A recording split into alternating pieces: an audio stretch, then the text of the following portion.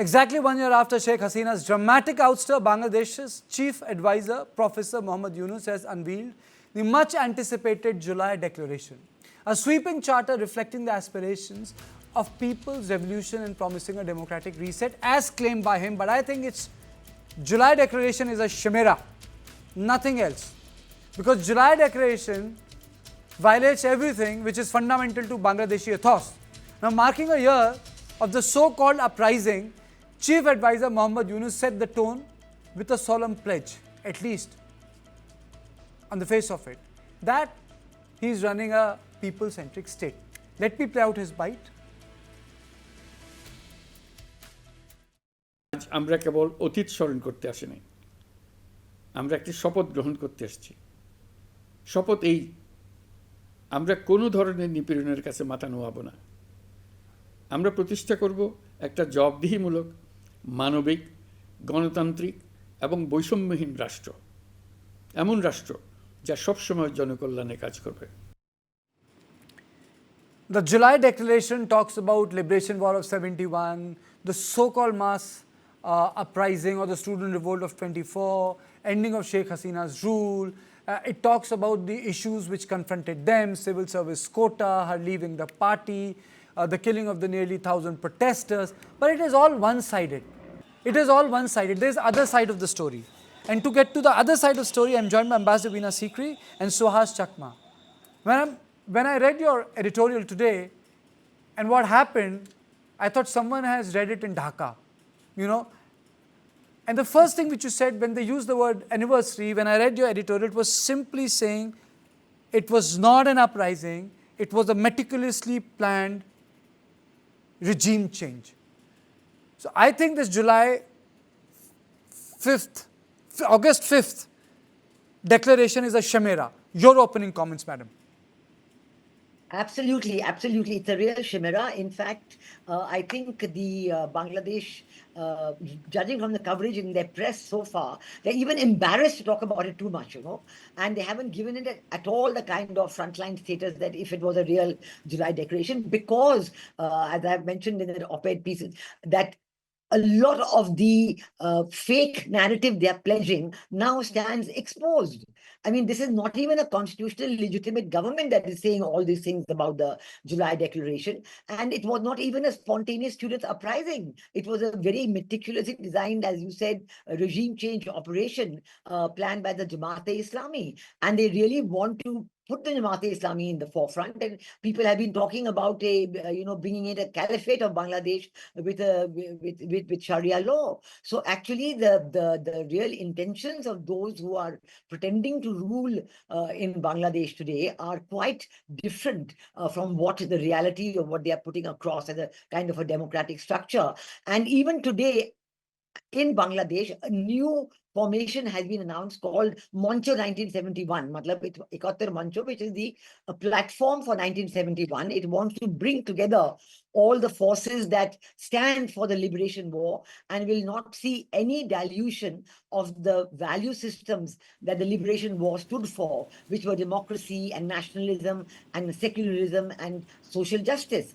And I feel that this new formation today, announced today, will actually bring together all the pro-liberation forces from all the political parties, and it may stand a good chance because today Yunus has also given a date for the next elections, which he has announced as early February of 2026.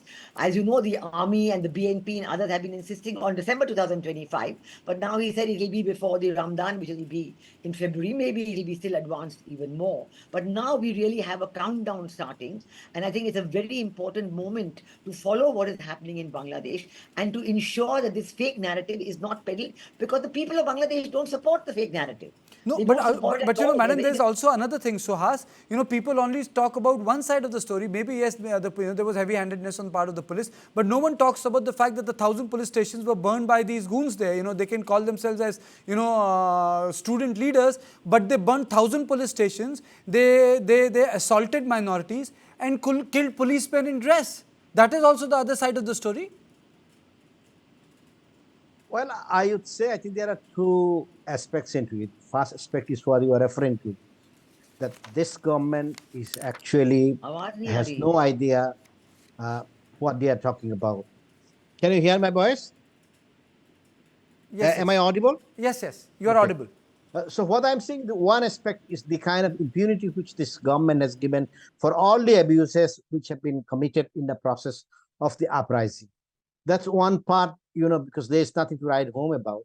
But if you read the declaration which they announced today, it in a way shows the difficulty which they had, that they actually could not bring all the political parties together. And at the end of the day, they had a declaration which they won't feel, feel proud about it. There is nothing in the document except opposing Hasina and the way Hasina was brought in 2011.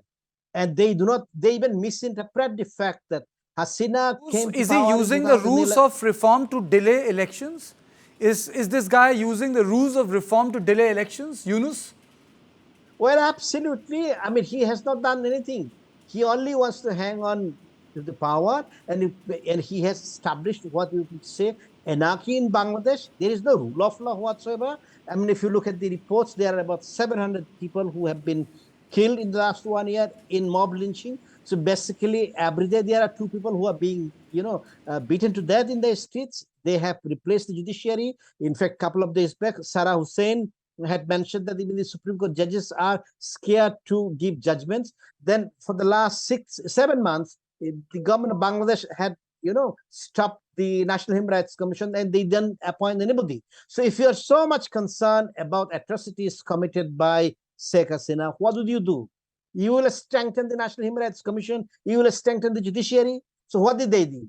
They basically banned the National Human Rights Commission because they fired everybody on 7th of November. So there is nothing to write home, and he can't run the country, and he knows he has run out of time, and possibly he cannot even, forge an alliance where his political party, that's the NCP and the Jamaat Islami together can form a government. We have to remember one thing, that the students movement had to be, banned.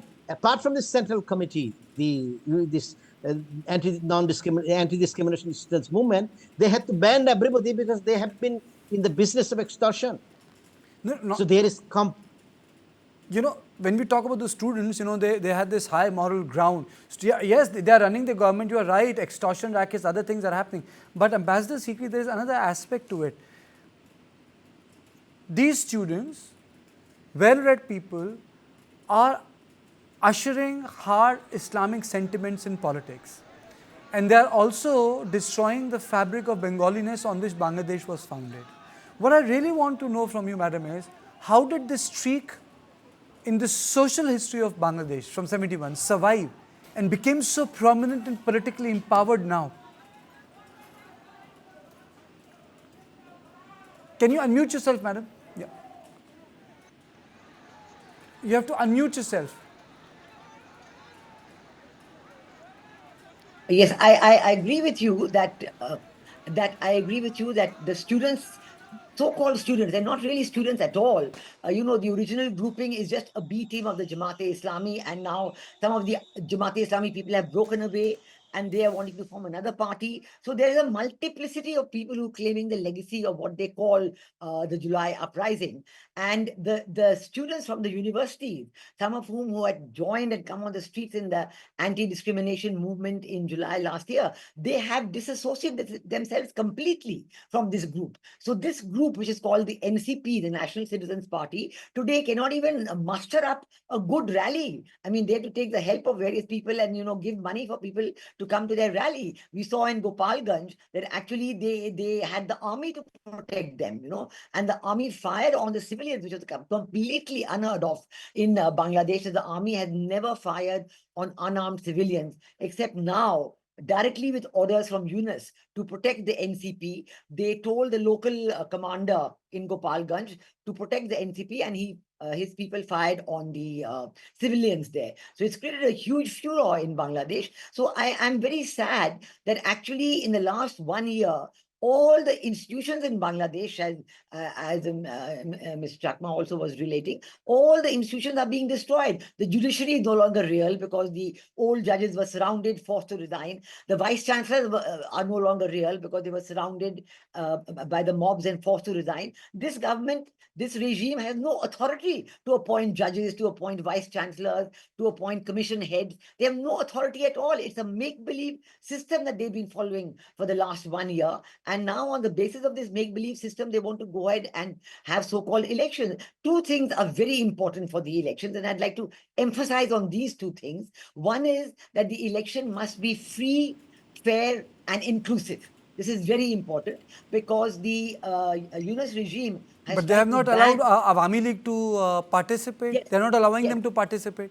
That's right. They banned all the activities of the Awami League, and as of yesterday, they've started a kind of a trial, a so-called trial against Sheikh Hasina, and probably in a few days you'll have a death sentence against her. But so they're trying to do that. So that's number one.